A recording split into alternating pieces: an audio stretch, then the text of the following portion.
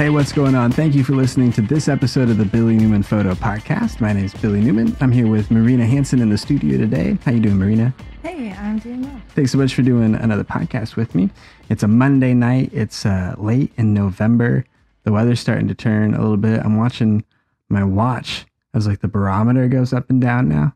I'm like seeing the pressure change. I don't know if you watched it on your watch a little bit. Yeah, it's pretty fun. Yeah, it's fun. I just had a storm alarm go off a little bit ago. The pressure's, it's dropping, Marina. It's been dropping pretty fast today. The pressure's dropping. So we're going back to some bad weather, apparently. That's what that means.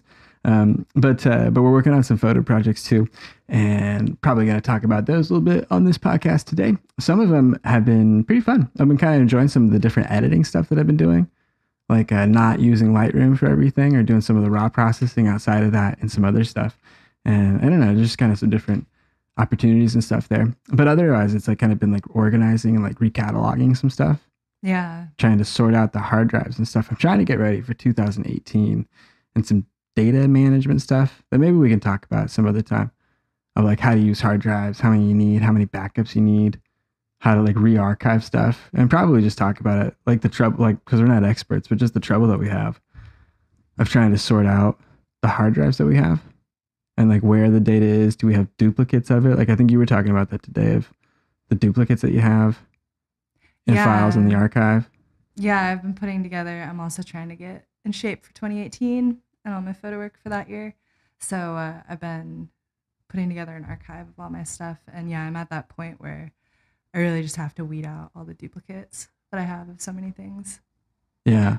Yeah, I'm definitely there too, where there's so many different little parts of files that have been made from the original raw file that was taken, like the original photograph.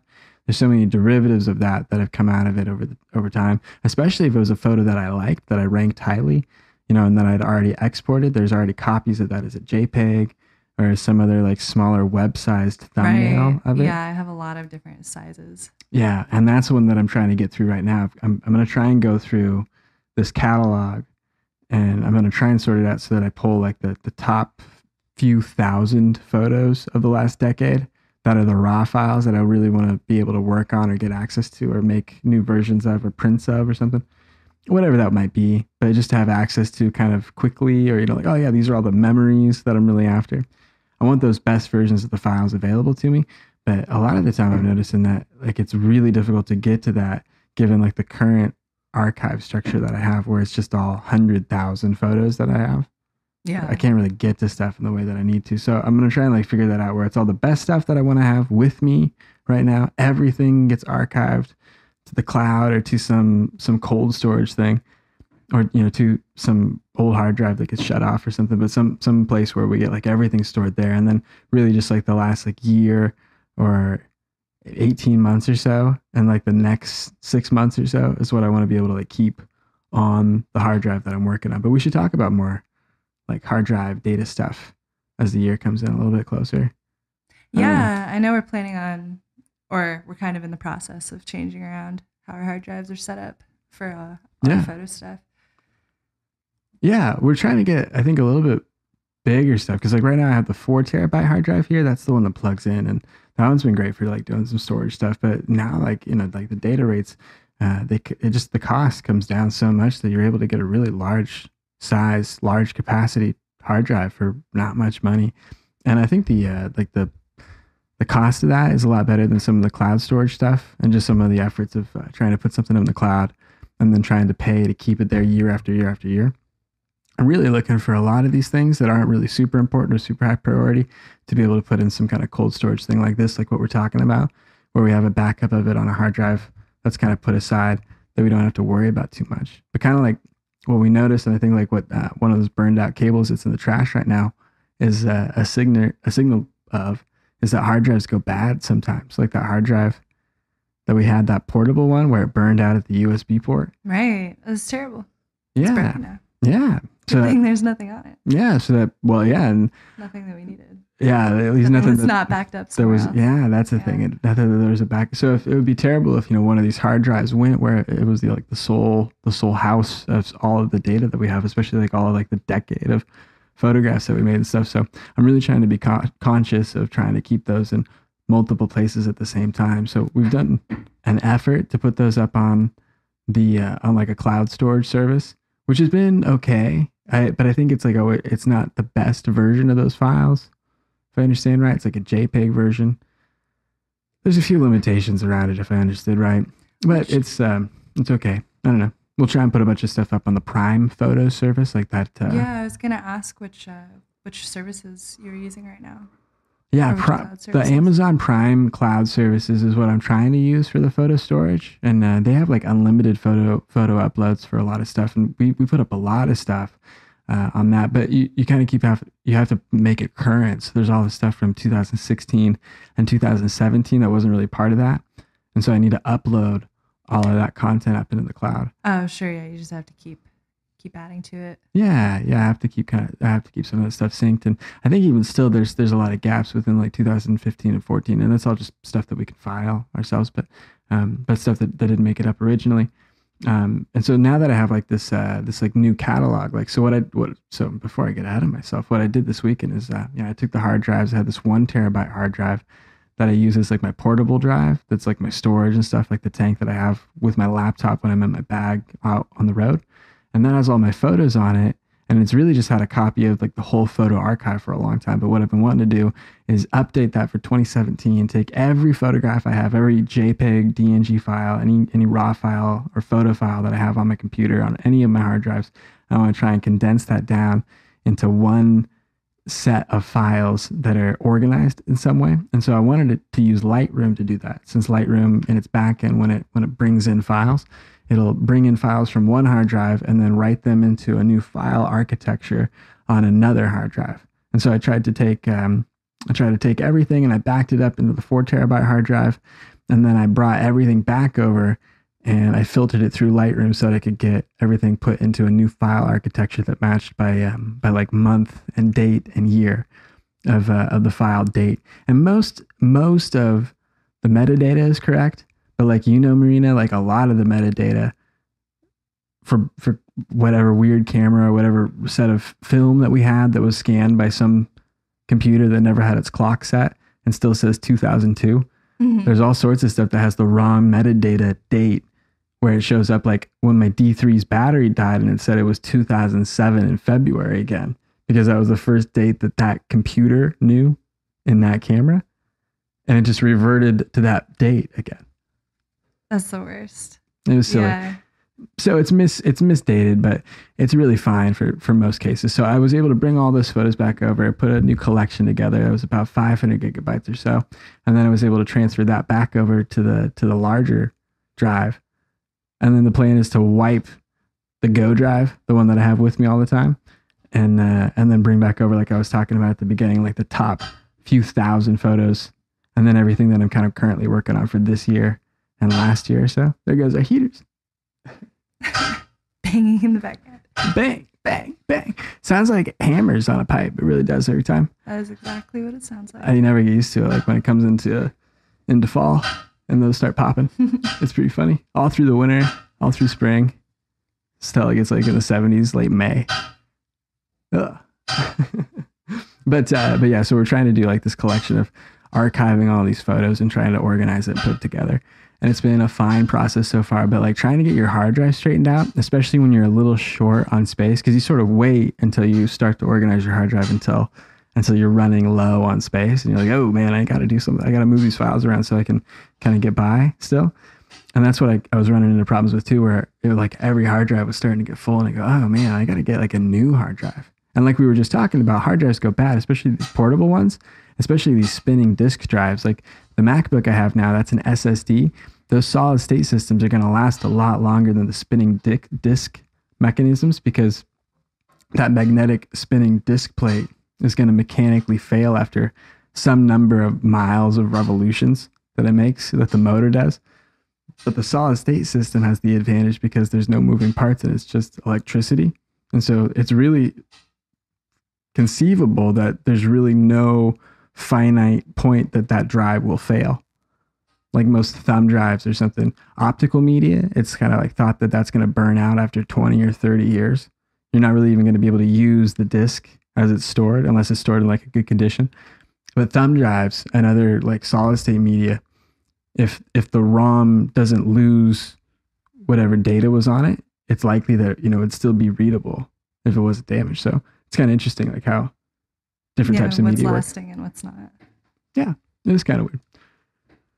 But other photo projects, there's some stuff going up on Instagram that's been cool. I've been trying to keep up with my Instagram stories and stuff, and trying to put up some stuff that's sort of like a vlog. Not really, but just like some stuff about the cameras that I'm working with, or the lenses and stuff that I'm working with, and I don't know, just sort of some day and day stuff that's up on Instagram at Billy Newman. I'm trying to have a good time with it, and I'm trying to like message a bunch of people. I'm trying to do a bunch more marketing stuff like that. I've also been trying to do some more promotion work, like trying to work in adding like $3 or $4 behind a post to get a CPM of about 500 to 1,000 people or so, kind of based on whatever market it is, which has been cool. Yeah, how's it been working? It's been going pretty well, and I like it. I like it for the most part. I need to kind of go to school a little bit for this.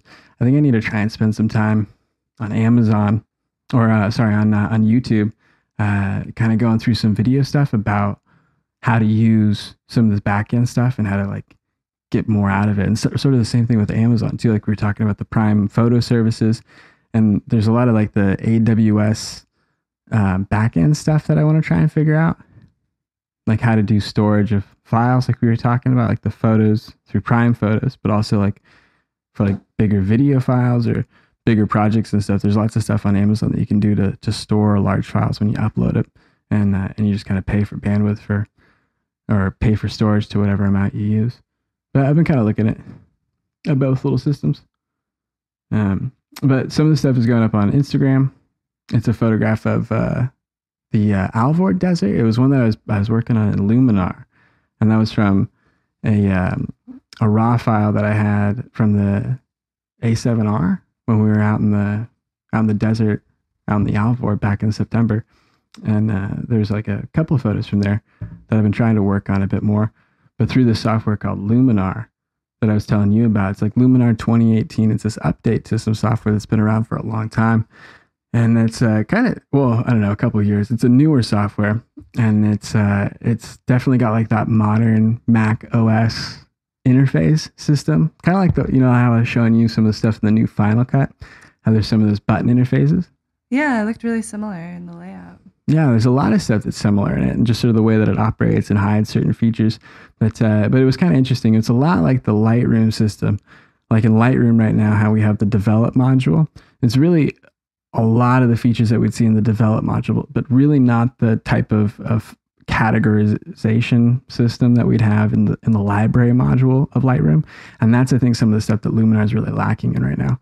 Where Luminar really does succeed is like a lot of the options in photo editing, and like kind of specific or sort of unique editing filters that you can add to the develop module on the side for some of the adjustments that you can make, like just some of the ways you can add luminance or brightness or soft glow or just different pieces like that.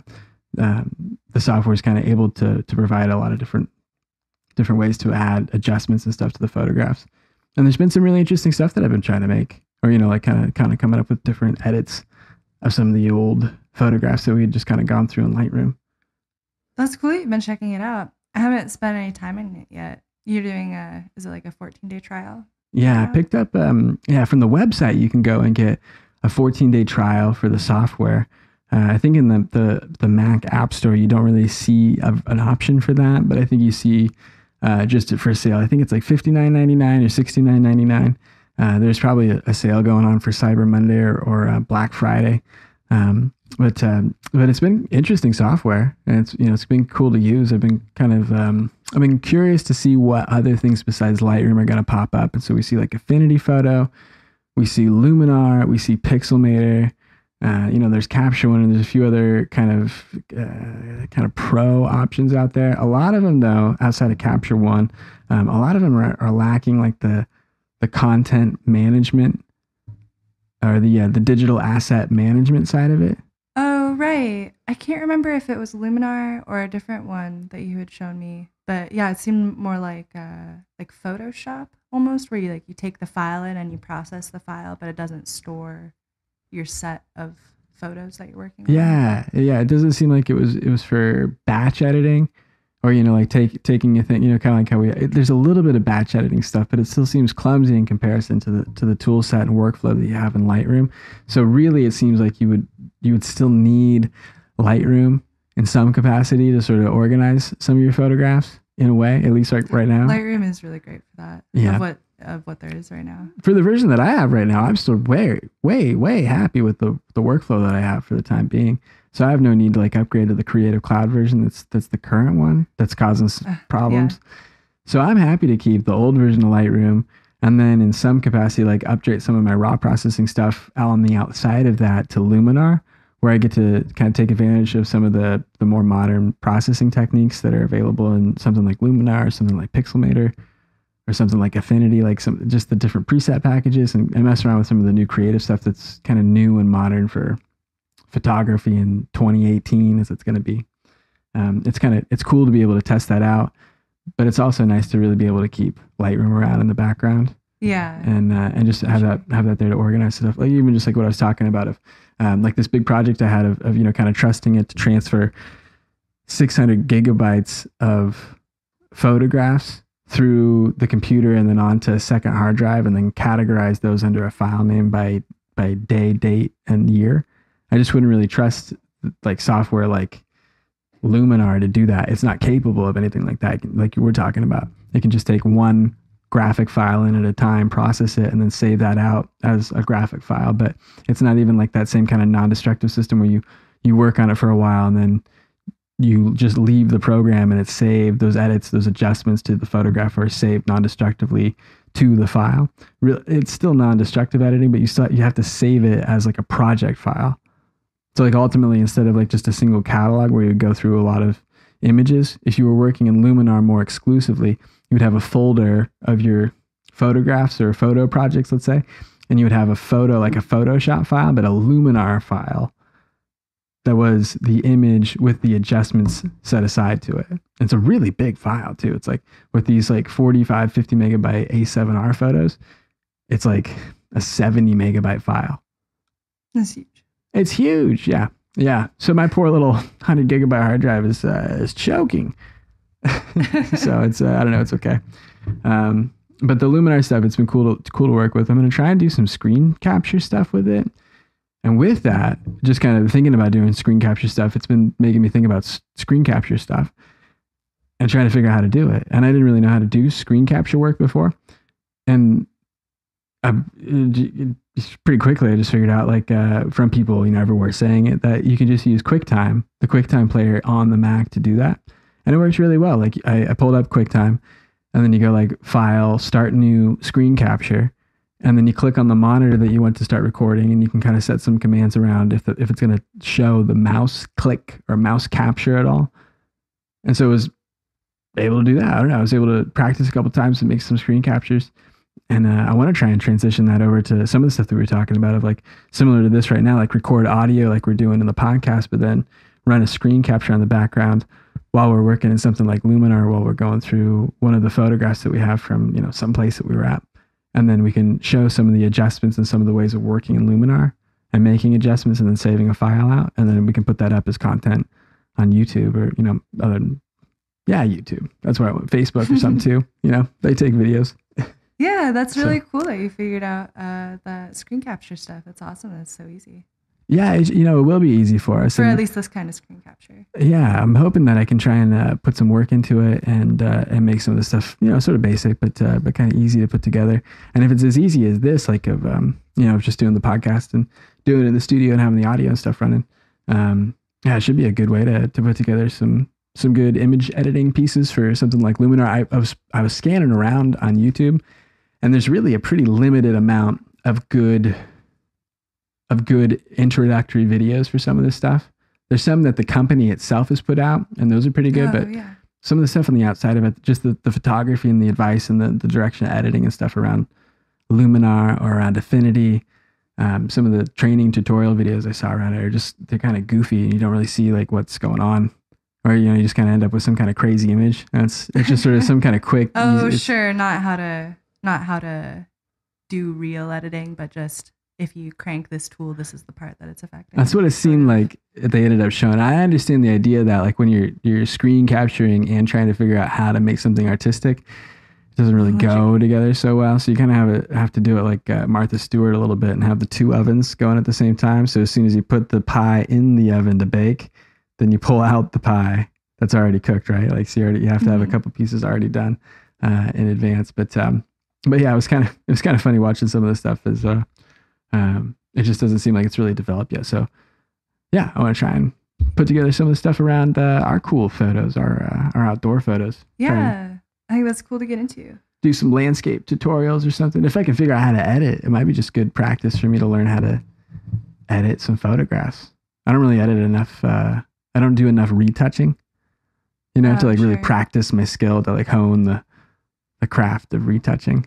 I don't know how it was for you, like doing a bunch of the wedding stuff. Like it's a lot of retouching to do, but just like the advancement of like getting better at retouching or, I feel like my retouching skills are something that have definitely improved. I think it's like other kinds of editing that I want to get into, or just the more stylized way of putting, not in a gross way. Yeah. Just, I don't know exactly what I'm really thinking about, but I'm trying to just get more refined in how I'm putting my photos together. But retouching specifically, pretty good at. Those wedding photos are great practice. Yeah. Oh yeah, I'm sure you get like a ton of practice in that. But I want to try more too, and that's why I'm messing around with Luminar. But really, there's so much I can do in Lightroom still. Or it's just kind of practicing retouching. I'm kind of working toward doing a better job at putting the files together and making them nicer. Going back over some of the old ones, and I want to try and do a little bit more to like rough draft photos, or this is this is a rough draft of the edit, so I could go through and Lightroom. Oh, sure. So you do like your first set of editing, and then you then I'd look at it, and then I should edit it, kind of redline it a little bit. See like, oh, this is good, this is bad, or I see this grading, this light doesn't look natural. So some of that sort of stuff is the thing I should work on. Yeah, I noticed that helps me a lot to kind of come back to things a few times before they're done. I'd like to try and do that a little bit more. I should try and take it more seriously, like the editing and publishing part. I want to try and jump on more. It's winter time now. I got to put in more. It's a good time for studio hours. More studio hours is what I got to do. Editing time. Way more editing time. So for the Luminar stuff that you have gotten to do, how is its editing compared to Lightroom? Like for the parts of it that would be similar or comparable tools, like do you notice one seeming like it's better, or do you notice is Lightroom still just the best thing that there is? Yeah, an old version of Lightroom is still the best that there is. Yeah, an old version of Lightroom I think is. Right. It's really what it feels like right now. I mean, apparently there's some stuff in 2018 that's supposed to handle more, like of the. I'm sure there'll be a bunch of stuff coming out. Yeah, it's the digital asset management part that's not really built yet. Sure. And that's the thing that's going to be built, I guess, in 2018 coming out by some of these software companies. Yeah. And that's when we're going to be able to see like which one might be better. But really, as it stands right now, it still seems like Lightroom. How about for like the actual photo editing part though, or what you're able to do? Yeah, with the editing of an image, not so much organization of photos. That's a big part of it. And going through there's interesting stuff that you can do.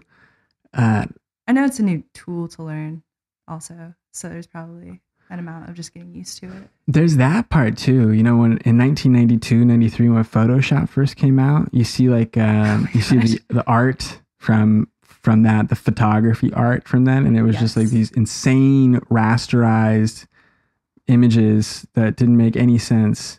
Some pretty freaky pictures. Yeah, it was just like all the colors were like transposed into like these weird, super hard, like greens and reds and yellows. I remember lots of yellows. It was just if you cranked everything to one side, and it was just like, just really we got it.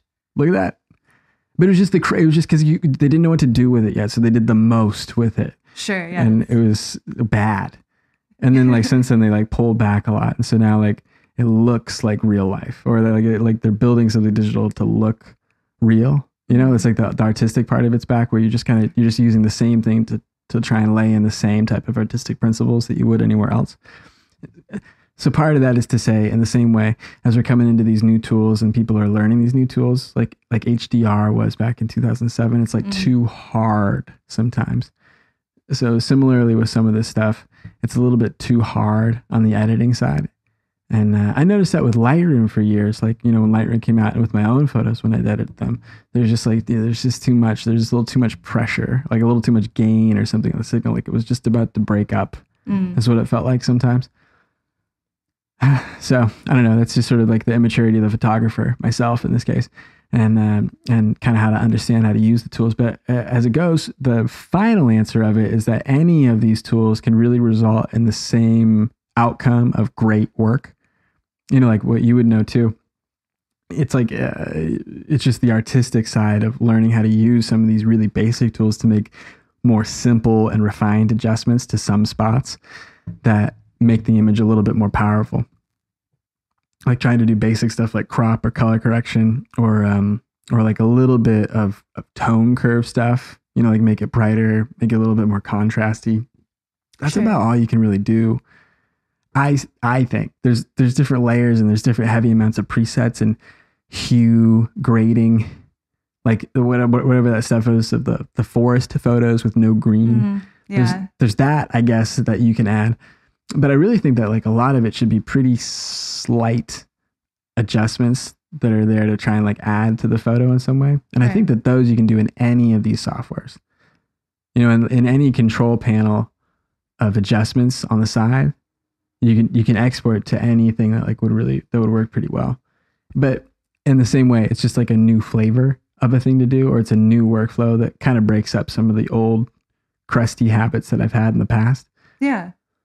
Like that's how it is with Lightroom, trying to go from Lightroom to Luminar, or, you know, and just messing with it. Capture One, not a chance. It was way too complicated, way too kludgy of an interface system there. Maybe for a pro that was really into that system, they could do it.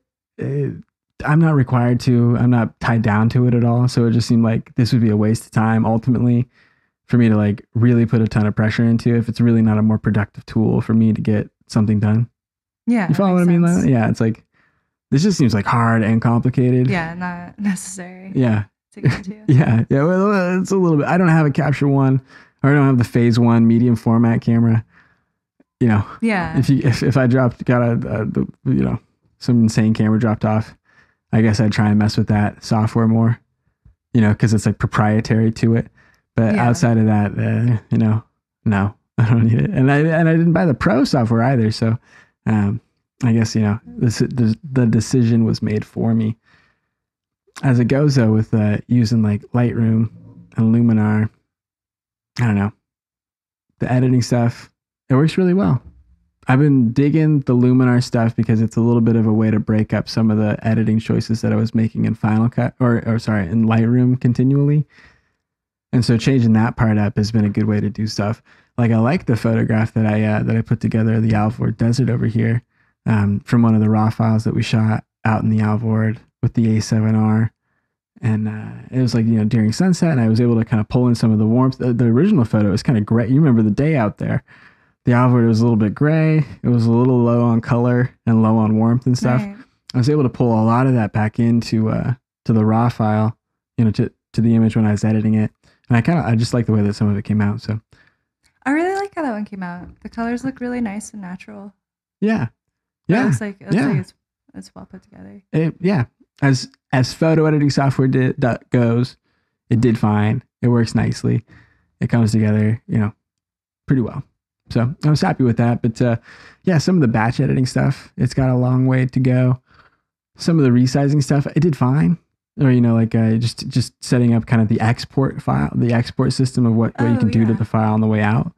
That's a little bit reduced from some of the bigger options that you have in Lightroom. Lightroom has a ton of option variations to get into for exporting. Yeah. So like the workflow that I have at work, like outside of an artistic workflow where you're trying to take a choice image and then make adjustments to it to make it its best and then export that as like a piece of art. Outside of that kind of workflow, like what I do on the production side of taking a few hundred stock photos of equipment and trying to process that, like batch process it and batch export it, this sort of software would just be no good because you kind of can do batch processing, but it's real clumsy. It's nothing like what you would really expect if you're trying to do it efficiently or, properly. And that's kind of a tricky thing. So I don't know. We'll see like what they kind of develop over time, but like I would never want to switch over from Lightroom to something like this if I were trying to do batch processing and exporting of all the production work that I do. It would never work as that, like, not. Yeah. Cause like to grab 30 photos and then export those and have the export resize all 30 of those to whatever long width of it and whatever file type into whatever directory of a folder. I don't have the option to do that in some of the Luminar stuff. I can like edit the photo, sort of like you were talking about, like edit the photo in Photoshop, make some adjustments, but not really any healing brush adjustments. You can kind of get by with healing brush, but like the healing brush stuff, it works way better in Photoshop. Like the content aware healing, way more effective than probably, like it's just Adobe. They've been doing it for 30 years trying to figure out how to do that technology.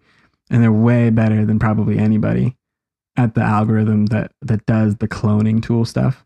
I'm amazed at like some of the stuff they can do. So you can kind of get by in Luminar if you need to like clone something out, but it's still a little tough. It's like it's still a little patchy. Yeah. I remember like the cloning out tool that Lightroom has, or that like really basic one.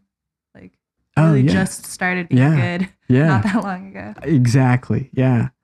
It was bad. It was really bad. I remember it being frustrating. Yeah, that's the only thing. I always had to use Photoshop. I always had to bring it into Photoshop. Yeah, one time just to do a little bit of work. Touch-up piece. Yeah, just some little tiny things. Oh my gosh. Yeah, I totally forgot about that. My workflow is completely different now. I really just only use Lightroom. Yeah, I almost never... Like, I did a lot of basic, but like necessary like retouching and stuff for wedding photos. Yeah. And just like stuff on skin and stuff, or like things in the background, and really like it gets the textures of things and the colors, or like the shading just in the patch. Yeah. So well now. It's really impressive. Like you can do so much with retouching just in Lightroom now. I remember I had a friend who was a makeup artist, and I used to help him with photo shoots for his projects. And I would do a lot of retouching for those shots afterwards. And I always had to take them into Photoshop because Lightroom couldn't do like just little basic skin retouching things. Wow. Yeah, I remember that too. Not in a good way. I know. I could never do it. And yeah, it's gotten much, much better. Like the healing brush tool has gotten much better.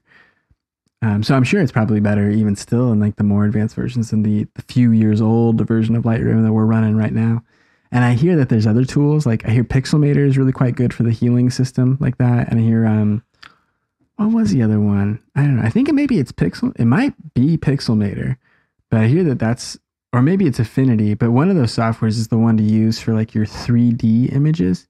Like if you're getting like 3D photos or something, you have one of those, not 3D, the 360 degree cameras. Oh, yeah. Where you're recording like a spherical image. Yeah, and you like stitch it. Yeah, I guess you can stitch it in this program, and then you can do some of the healing brush stuff around like the base of it where the camera is. Oh. Like, like a 360, like say you were to look around, you can look up, like, but straight up, there's going to be like a dot. It's going to be like a gray dot where there's no data. And then like straight down, there's going to be the same thing where some of the data's come together. And so I guess like this is the software that works even better than Photoshop right now to work on these 360 image environments where you can go through and like pull the image around and then use the healing brush on one of those spots and then have it close that out. And then you can render that out as a 360 like file to what, I don't even know what file type that is. And then and then edit it from, or work on it and use it from there. But that's how they're producing some of these files. Interesting. That's cool. I want to try and learn a little bit about that, like, and also like and how that 360 stuff relates to the stock photography market. I was looking at that a little bit, like when you look at iStock photo or Storyblocks, which takes like video and audio and photo. And then there's like Pond5. There's a handful of other like stock photo systems out there, but a lot of the stock photography sites, they're talking about a need for these 360 environments for like people that are doing VR development, that sort of thing. So they need these these stock files to build their VR environments with like good produced or, well produced 360 images. I was trying to figure out like, that's so interesting. Yeah. I'm trying to think like, I wonder how like we could do that sort of on the side of doing other landscape stuff, but go out to places and then get like 360 footage and then edit or, like do just like some of the simple production stuff of it and then put it up on some of these stock sites where it's like in need to get this type of 360 content. Yeah. Where there's already so much of a flood of landscape work in stock as it goes. Huge amount. Yeah. So we like that. Very but much. I'm trying to think of like content and media work that's sort of around, like maybe we're not going to get paid for landscape photos for a little bit. But maybe we can make stock 360 photos and make a little bit of money because there's not enough of those right now. And then use that as an excuse to go on trips out to Eastern Oregon and make photos of Fort Rock or, somewhere cool in Lake County, but we're making some 360 photos or some 360 content or something like that. That goes up on one of these stock sites. But it's just kind of a fun side idea. So we can try in the springtime maybe. That's interesting. I didn't know that was a part of the stock photography need now. It seems like it's coming into a lot of stuff around VR. Yeah, VR is really big. Yeah, a lot of stuff around VR and a lot of drone footage is in I'm demand. super into the drone stuff. I want a drone really badly this next year.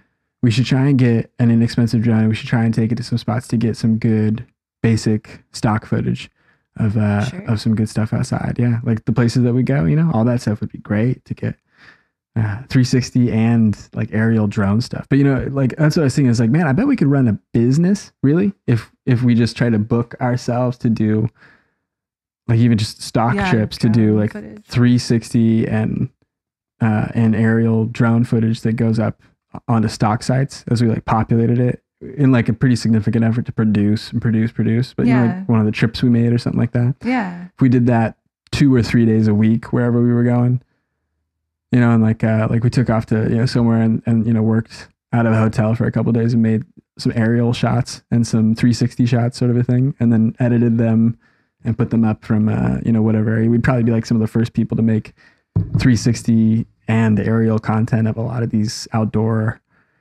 places. That'd be so cool. I'm really into that. Yeah. I think the 360 stuff is a cool idea. Yeah. And I've been on board for the drone stuff. Oh yeah, I know. Yeah, we need a couple grand. Awesome. we need some bucks. Oh man. Yeah, but I really want to try and do that. Yeah, I was thinking like, wow, yeah, we probably make some of the first, especially under the scope of being like cinematography.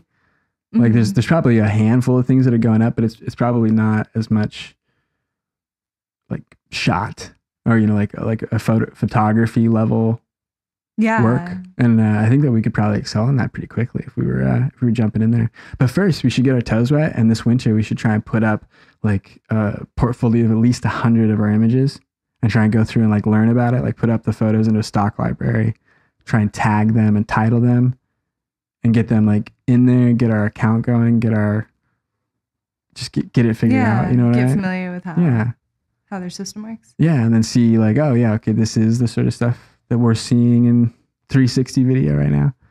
But I know it's probably going to be maybe not a fad. I think it's really going to be like something content related to virtual reality. Virtual reality is going to be really necessary. And that could be static photos like it's been. It could be like 360 video. It could be a lot of different things, but it's kind of interesting that it's just like a new thing that's sort of opening up. So we should try it. It'd be fun. There's probably like a need for it somewhere on the West Coast. And I don't know. Maybe we can get paid for it someday. That'd be cool. We'll be so on the edge, Marina.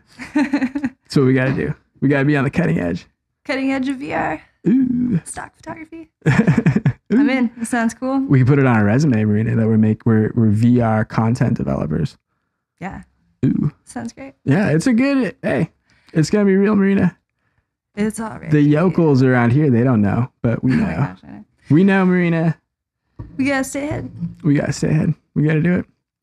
But I think that's probably everything I got going on for this episode of the podcast. What about you, Marina?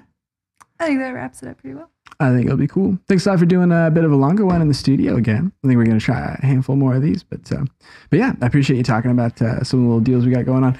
Don't miss it this week. There's going to be maybe, I don't know, three photos that hit Instagram. Something cool from the desert, probably. I'm betting it's probably something from the Oregon High Desert. What would you know? Shot. Whoa, it's crazy. But yeah, thanks a lot for listening to this episode of the Billy Newman Photo Podcast. Thank you so much, Marina, for joining me and doing some co-hosting today. Thanks so much for having me on, Billy. I appreciate it. So on behalf of Marina Hansen, my name is Billy Newman, and thanks so much for listening to this episode of the podcast.